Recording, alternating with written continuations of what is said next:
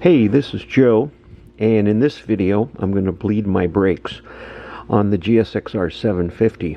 In the past, I've always bled my brakes using the old-fashioned method of having someone squeeze on the brake lever, and while they're holding the brake lever down, loosen the brake bleeding screw, say that 3 times, and bleed out the fluid. And you repeat that until the brake fluid comes out plain with no air bubbles in it. And again, it takes 2 people, and it takes a while. So I went over to Harbor Freight and picked up the Pittsburgh 14-piece brake bleeder with vacuum pump. So let's open this thing up and see how it works. I've never used one of these before, so let's see what's in it, and then we'll go over and try bleeding the brakes with this and see if it makes it any easier or not.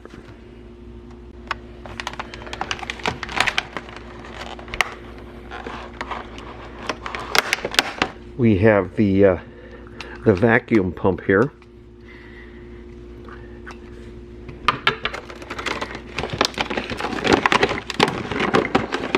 And we have the brake reservoir. And I'm assuming that inside are your little fittings. And you have the fittings that go over the brake bleeding screw, some small clear hosing, and various little fittings. So let's pull those out. Oh, it looks like there's an O-ring on the inside of this brake fluid container. There also appears to be, looks like a cap as well. So I guess if you want to store some brake fluid in here, you can do that. Let's put the cap on that has the outlets and inlets. And then it looks like we have a section of clear hosing here.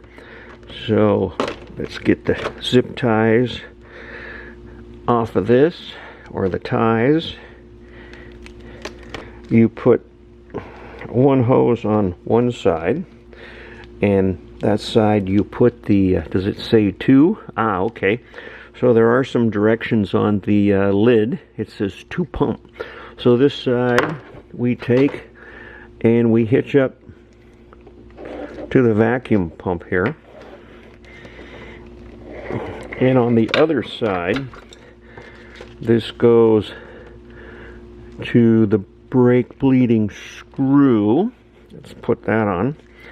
And then of course then you just pump you hitch this up, you open up the brake bleeding screw, and then you pump until you get a good solid stream of brake fluid coming into the cup without any air bubbles. And then I'm assuming we're also then, once that's fully bled, we're going to squeeze on the brake lever and make sure there's no further air bubbles in there. So I would imagine these little fittings are different sizes. Fittings here of various sizes, and that will determine which one goes on the screw, the bleeding screw. And it looks like there's some other little gadgets in here. So let's go over to the motorcycle and hitch this up and see which fittings we need, and then we'll try bleeding the brakes with this unit. Again, I've never used one of these before. I've always done it the old-fashioned way. My rear brake reservoir is here just on the inside of the subframe. So I have a funnel here. We're going to put that in, top off the reservoir with some good old .4 motorcycle brake fluid. And for those of you that have never bled brakes before, you always want to make sure you keep this reservoir full as you're bleeding your brakes, and if that reservoir empties out, you'll suck more air. You'll have to start over from scratch. So we definitely don't want to do that. So there's my reservoir. Let's move the camera over and pick the proper fitting for the brake bleeder valve. Here we are at the rear caliper, and in the kit they give you 3 brake fittings, and I've already tested these out, and it looks like the smallest fitting fits nice and snug on the brake bleeding screw. So there's that. And then what you want to do is get yourself an 8mm open end wrench. I've also found that a 5/16 fits nicely as well. So I've seen a lot of wrench kits that don't go below 10mm. So if you don't have a small 8mm open end wrench, a 5/16 will work just dandy. Let's go ahead and get the fitting and attach that fitting to the hose. So let's go ahead and do this.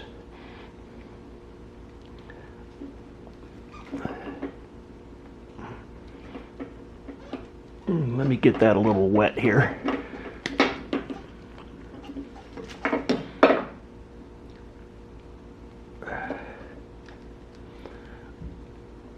Okay, and then what we're going to do is snap that fitting on, and we're going to try to set that reservoir container somewhat flat so that the brake fluid won't spill all over the place. And then let's double check so we can now rotate the screw, bleeding screw, and so now we're all ready for that. Let's go ahead and fill up the brake reservoir with some fluid, and then we'll try to see how this bleeder works. Let's go ahead and fill up the brake reservoir here.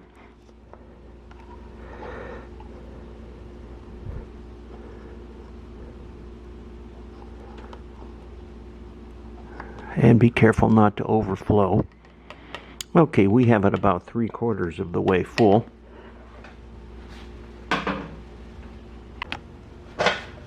What I did here was take a piece of safety wire and safety wire the brake reservoir to the brake line here.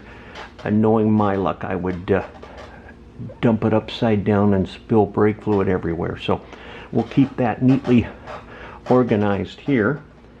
And let's get our pump now. And we're now going to open up the valve and try to bleed the brakes. There, we're open. And now let's try to apply some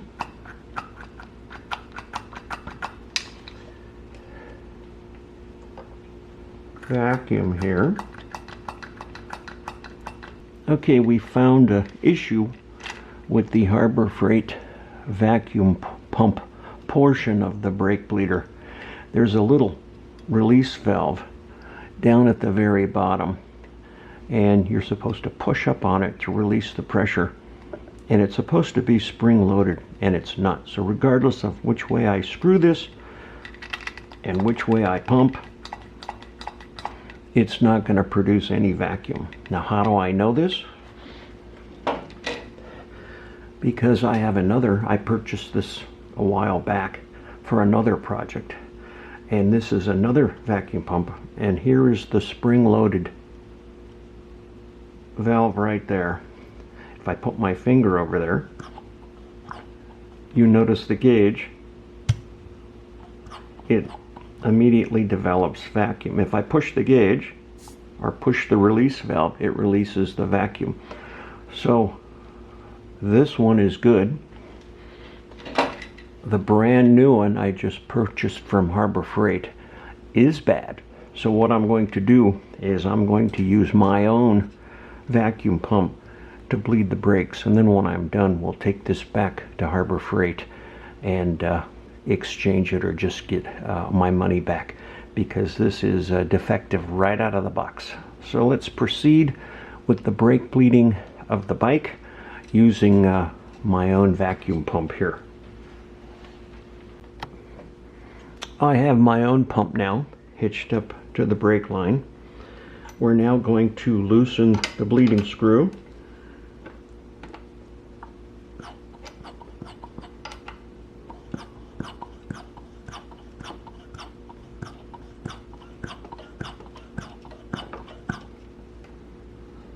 Let's now double check the reservoir and see if the brake fluid has gone down at all. And some fluid is starting to come through the line. The reservoir is topped off.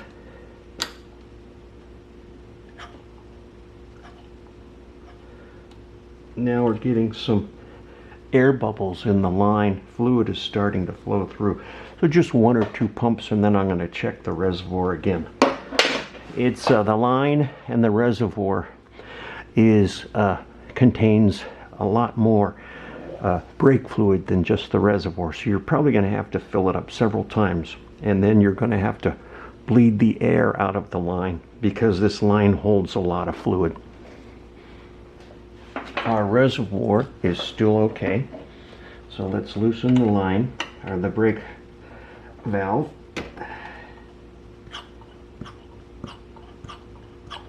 And as you see, the line is flowing, but there's still a lot of air in the line. So we're going to keep on double checking the reservoir and topping it off, and keep on pumping and applying vacuum until the line runs without any air bubbles. The reservoir is not going down as much as it was earlier, so that means that we almost have the line completely filled with brake fluid. So now it's just a matter of getting the air out of the line. Okay, here's the deal. I've been able to use the vacuum pump to get me about 90% of the way. We can use it to bleed out the most of the air in the line, and we get about 90-95%, and then we can rely on pushing down on the brake pedal and bleeding out the line the rest of the way till there's no air at all and you get a firm pedal. So all in all, it works pretty good to initially purge your brake line of air and get fluid in the line, and then you want to finish it off like you normally would by pumping the brake pedal and finishing up bleeding the bleed screw to get the rest of the air out of the line. So all in all, it works pretty good. I didn't spill too terribly much fluid. Let's go up to the front brakes and we'll repeat the steps up there. Okay, here's the story on the Harbor Freight vacuum brake bleeder. The front, it worked okay on the rear caliper because there's only one bleeding screw. On the front, there's 3 bleeding screws. You have 2 calipers. There's a bleeding screw on each caliper, and then there's a bleeding screw up on the master cylinder on the handlebars. And what I've been finding, let me put this under vacuum. Watch the vacuum gauge. I'll take it up to 15 inches of mercury. If I hold that with my finger here, we get no loss of vacuum. If I put the smallest fitting on the hose and hitch it to any one of the bleeder screws, it will suck air into the line through this little fitting. So what I had to do initially is put a piece of small tubing on a little barb, and that worked a little bit, but it still sucked air. So what I did was I manually pumped, let me move the camera here. I manually pumped the master cylinder lever and then bleeded each of the 3 bleeder screws, and that was able to bleed the brakes. I'm probably going to have to go out and run it and then bleed it out again.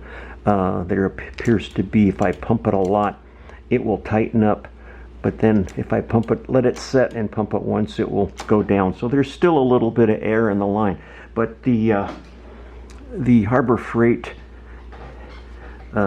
bleeding system is just not going to work on the front system. It sucks air too much through the little plastic fitting.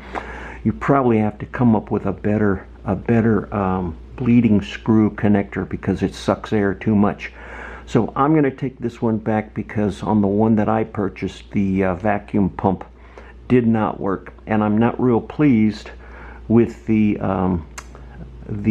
bleeding screw fittings because they suck too much air, and the vacuum bleeds off, and it causes air bubbles to be sucked in through the lines. So not real happy with that. We got the brakes, I would say about 95% bled. There's still a little bit of air in the front, so what I'm going to do is off camera I'm going to bleed this some more. But this is my take on the Harbor Freight system here. I wouldn't buy it. I would again, I paid about $25 for this. I've seen some other import versions on Amazon for anywhere from $17 on up, and I would imagine they're of similar quality to this.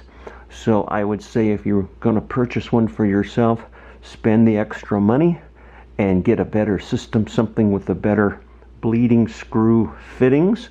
But the brakes are somewhat bled. I'm going to, again, off camera, finish bleeding them out manually. And hope you enjoyed the video, and we'll see you next time.